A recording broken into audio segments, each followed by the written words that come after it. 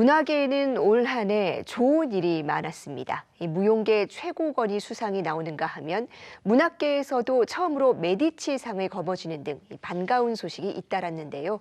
어느 때보다 역동적이었던 2023년 문화계를 돌아보고 새해 전망까지 알아봅니다. 먼저 영상 보고 오겠습니다.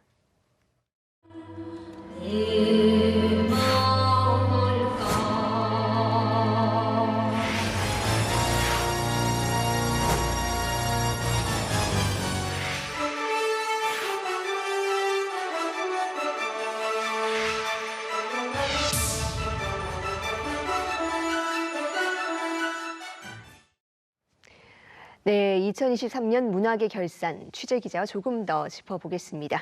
최현 기자, 올해 이 한국 발레가 세계에 굉장히 주목을 받았죠. 네, 지난 6월입니다. 강미선 무용수가 무용계에서 최고 권위 있는 상을 받았습니다. 강미선 무용수가 수상한 부누아 드라당스는 춤의 영예란 뜻이고요. 무용계의 오스카 혹은 아카데미상으로 불립니다. 한국인으로는 1999년 강수진을 비롯해 역대 5번째였는데요. 수상 소감 직접 들어보시죠. 여기서 최고가 되지 않으면 해외에서도 최고가 될 수 없다는 생각을 항상 했어요. 아직도 계속 배워가는 단계이기 때문에 그 21년이라는 시간이 해외에 나가지 않았다고 해서 전혀 후회되거나 뭐 하진 않고요. 발레를 하면서 몸을 직접 쓰고 무대에 오르면서 그 육아에 힘들었던 거나 지쳐있던 게 조금 다 사라지는 기분이라서 저는 오히려 안 힘들다고 생각을 해요. 네, 수상작 미린의 길은 한국적 정서를 담은 창작 발레여서 의미가 더 깊은데요. 한국 무용을 어렸을 때 배운 강 무용수의 강점이 빛났습니다. 무용은 지금까지 해외파들의 활약이 두드러지는 경향이 있었는데 국내파 강미선의 수상으로 국내 발레의 위상을 한 단계 끌어올렸다는 해석도 나오고 있습니다. 여기에 강미선 무용수가 워킹맘으로서 40살에 올린 쾌거라는 점에서도 울림을 주고 있는데요. 출산은 곧 은퇴라는 공식을 깨고 출산 후에도 더 큰 활약을 보여주고 있다는 평가입니다. 네, 후배 무용수들에게도 굉장히 큰 힘이 될 것 같아요. 올해는 또 이 공연 예술 티켓 판매액이 또 역대 최다로 예상이 된다고요. 네, 맞습니다. 예술경영지원센터의 분석에 따르면 올 한 해 공연 티켓 판매액이 1조를 가볍게 넘길 것으로 보입니다. 역대 가장 많은 수치인데요. 현재 나온 통계는 3분기까지만 있는데 연말 특수까지 고려하면 최대 1조 2천억 원까지 달성은 무난하다고 보고 있습니다.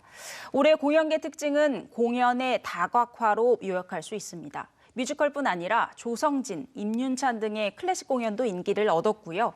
대형 내한 클래식 공연도 많았습니다. 임영웅 등의 대형 콘서트들도 상당수 열렸습니다. 뮤지컬이 흥행을 이끌고 다른 공연이 뒤에서 떠받쳤다 이렇게도 표현할 수 있을 것 같습니다.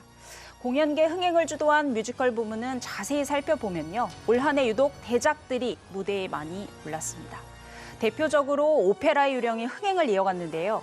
태양의 서커스 등은 30만 원에 육박하는 티켓 가격에도 인기를 끌었습니다. 보통 같은 작품은 3년에서 4년 정도 주기를 갖고 무대에 오르는데 올해 뮤지컬들은 재공연도 주기가 짧아진 게 그 특징입니다. 인기 있는 공연은 1, 2년 내 다시 무대에 오르기도 했습니다. 드라큘라나 데스노트 등도 그 예라고 할 수 있는데요. 코로나 이후 급격히 성장한 뮤지컬 시장에 노를 젓듯이 대형 공연들이 거침없이 다시 나온 겁니다. 또 이렇게 높은 매출에는 비싸진 티켓 가격도 영향을 미쳤다는 분석입니다. 네, 드라마와 K-팝을 넘어서 어떤 문화적인 외연이 확장되고 있는 모습입니다.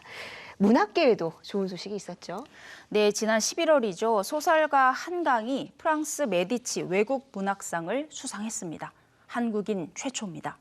2년 전 출간된 작별하지 않는다는 제주 4.3 사건과 그 상처를 새 여인의 시선으로 풀어냈습니다.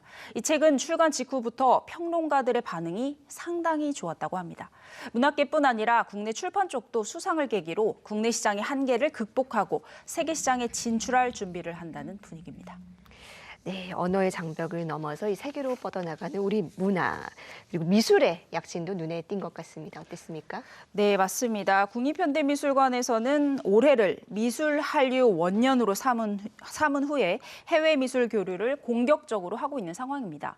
올해 미국 뉴욕 구겐하임 미술관에서 한국 실험미술 전시가 공개가 됐고요. 또 메트로폴리탄 미술관과 필라델피아 미술관에서도 한국 미술 전시가 교류되고 있습니다.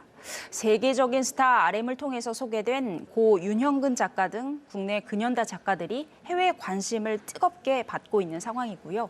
인기에 힘입어 다양한 전시들이 해외에서도 동시다발적으로 열리고 있습니다. 또 세계적인 미술 잡지 아트뉴스에서 올해의 전시로 앞서 말씀드린 한국 실험미술전을 꼽았습니다. 반향도 이렇게 뜨겁습니다. 국립현대미술관은 새해에도 미술 한류 방향을 확대하겠다는 입장입니다. 예, 지금 보니까 무용부터 문학 미술에 이르기까지 어느 때보다 문화계가 호황이었던 것 같은데 새해 전망 어떨까요? 네, K 콘텐츠에 대한 관심이 전 세계로 뜨겁습니다. 그렇다 보니까 국내뿐 아니라 세계로의 진출을 준비하는 모습이 엿보입니다. K 뮤지컬도 그렇고요. 미술 등 문화 전반에서 느껴지는 분위기입니다. 새해에도 이 기조는 유지될 것으로 보입니다. 특히 뮤지컬 분야는 대작을 중심으로 급성장한 이 뮤지컬 시장의 호황을 꺼트리지 않겠다고 출사표를 던진 상황입니다. 다만 우려는 있습니다. 또 특정 분야의 쏠림을 극복해야 한다는 것인데요. 전문가 인터뷰 들어보시죠. 잘 되는 쪽으로만 쏠리니까 공연은 굉장히 많아지고 있는데 초연하는 작품들이 계속 재연으로 넘어가고 레파토리아가 돼야지 뭔가 공연 시장이 더 활성화될 수 있는데 그 관객들을 어떻게 개발할 것인가에 대한 문제가 약간 더 남아있는 것 같아서. 네, 약점을 보완해서 국내뿐 아니라 해외까지 넘보는 K 콘텐츠의 도약을 기대해보면 좋을 것 같습니다. 네, 세계로 뻗어나가는 K 콘텐츠 새해에도 멋진 활약을 기대하겠습니다. 최혜영 기자 잘 들었습니다.